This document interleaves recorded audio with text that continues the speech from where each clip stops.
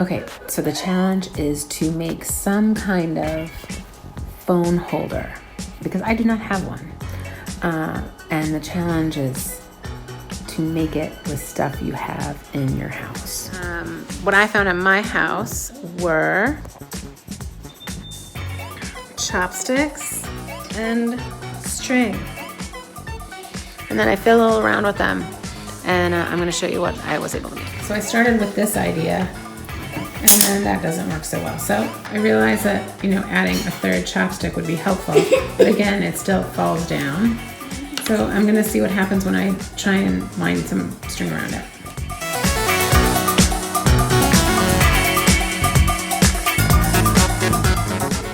As you can see, I had to add a fourth chopstick so it wouldn't fall over. And there were several attempts at winding until I finally got something that worked. And I did it. I cannot wait to see yours.